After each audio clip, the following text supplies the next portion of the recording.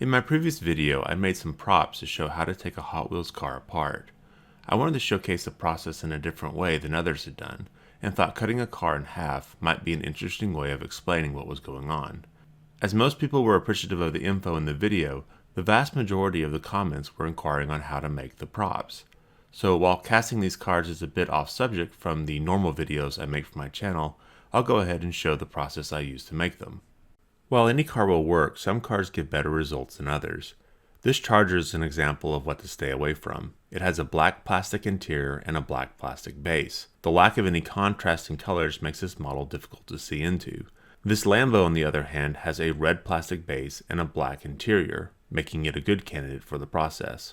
You need your interior color and your base color to be different, and usually the brighter the colors, the better the result. The next thing you'll need is some clear casting resin. I've tried out several and found that I like this amazing clear cast by Alumilite the most. It produces a very clear cast, while others I've tried tend to have a slight yellow look to them.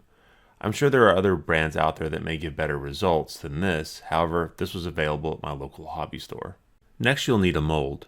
This is a silicone ice tray I bought that makes 2-inch square ice cubes. I modified it by removing some of the dividers so that it makes 4-inch long castings. This gives me plenty of room to cast almost any standard Hot Wheels. I used a hobby knife to cut the dividers out.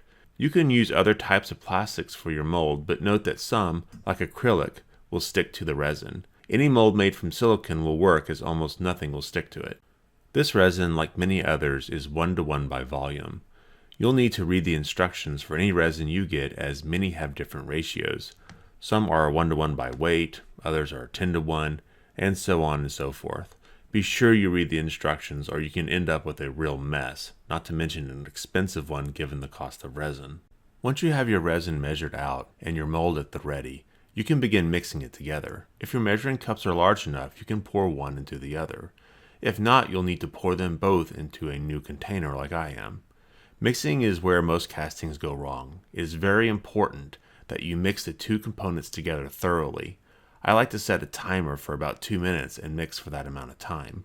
When the timer goes off, I'll transfer the resin into a new container and continue mixing in the new container. This is a very important step and should not be skipped. It is unlikely that the resin on the sides of the original cup are mixed thoroughly. Pouring the resin into a new cup ensures that any resin on the sides will not contaminate the final pour. Failure to do this will usually give you a casting that is sticky on the top. This is due to the unmixed resin on the sides of the cup that are scraped into the mold as you try to get any remaining resin out of the cup and into the mold. Since this resin is not properly mixed, it will not cure, and thus will remain soft and sticky, ruining your casting. With everything properly mixed, I can start pouring the resin in my mold. I'll be doing 2 pours. This first pour is to create a base that the car will sit on, and is what allows items to look as if they are suspended in the resin. How much resin I pour here will dictate how large of a base the item will have. For this particular casting, I don't need too large of a base. Looking at the resin in the mold, you can see that there is a significant amount of bubbles in it. If I was to let this sit, this resin would do a reasonably good job at removing them. However, there is a good chance that it will not remove all of them. To be sure that all the bubbles are removed, I'll load this in my vacuum chamber. My vacuum chamber setup is made from off-the-shelf items I will leave links for below if you're interested in getting your own. I'll not bother with showing the setup as most are familiar with the process. If you're unfamiliar, there are dozens of videos showing all sorts of ways to make a vacuum chamber. The vacuum chamber is essential for this type of casting. The car is surrounded by resin and any bubbles will stand out. Also take note that when the air is pulled out, the resin bubbles up. Here this is no big deal as the mold walls are high enough to contain everything. You'll need to keep that in mind when you're picking out a mold if you plan to use it in your vacuum chamber. Make sure it is about twice as tall as the casting you're wanting to make. After about 12 hours of curing, the resin has hardened and I can now place the car in the mold. I'll be sure to check the height of the car in the mold now that I have a resin base. This model is almost too big, but I'm going to go for it as I feel it will make an interesting cutaway. The next step is optional, but you can superglue the model in place if you like. This is to ensure that it doesn't roll around while you're pouring the resin. As long as the superglue is dry, it will not react with the resin or be seen in the final product. With the car in place, I can now move on to my second pour. I'll use all the same process as before, the only difference is I'm using a larger amount of resin. As you can guess, there are a lot of places for air to get trapped in the car. The vacuum chamber will remove this trapped air, however the air will be replaced with resin. So I need to be sure that the resin level is high enough that when all the air is removed and replaced, the new resin level is still above the model. Using the vacuum chamber this time is a bit more tricky in that I have to start and stop the process several times to keep the resin from overflowing the mold. Luckily this resin has a very long pot life, so doing this is not an issue. If you decide to copy my process, I recommend a shorter car for your first go, as it will allow for more room for the bubbles. I should also note that this process will not allow for complete bubble removal. My vacuum chamber and pump do not have the power to remove all the air trapped in the small nooks and crannies of the car. If you desire complete bubble removal, then you'll need to use a pressure pot at 60 psi, or you'll need to take the car apart, pour the resin over the parts, pull a vacuum several times while turning the parts, and then rebuild the car under the resin. I find that the small bubbles are not that big of a deal and typically are drowned out by all the other details. After 24 hours, I pulled the casting from the mold and then set it on top. The casting was perfect when I pulled it and felt firm, however about 9 hours later I came back and found this. In all my other castings I have made, I've had no issues, however, the day I poured this casting, the temperature outside plummeted to the freezing point, and the room the casting was curing in was noticeably cooler. This is an embarrassing mistake, but highlights a point. Resins cure faster in warmer conditions and slower in colder conditions. Be sure to take that into account, or this will happen to you. Luckily, my mistake will not affect my plans for this casting. We are now in my shop where I can cut the casting down. I apologize for the lighting as my shop was not designed for video production. There are several ways you can cut the resin. I like to use a miter box saw. The blade cuts easily through the resin and gives nice straight cuts. I use a piece of MDF as a backing board to help give the casting support. The casting is clamped into place as my hands are not going anywhere near the blade. When the blade makes it through the resin, I make sure to allow the blade to come to a full stop before lifting it. This will ensure that the blade does not catch onto any of the resin pieces and sling them or shatter them.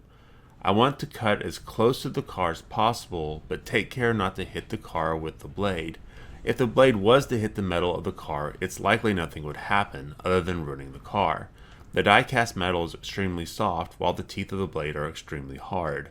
The exception is the wire axles in the car, which are made of steel. Cutting through these would not be good for the blade, sort of like cutting through a nail. I want to note that I am wearing a face shield while cutting this, just in case anything was to shatter or get slung at my face. There are other ways to cut this. A bandsaw, for example, works just as well. I like this method for its speed and because I can keep my hands completely clear of the blade.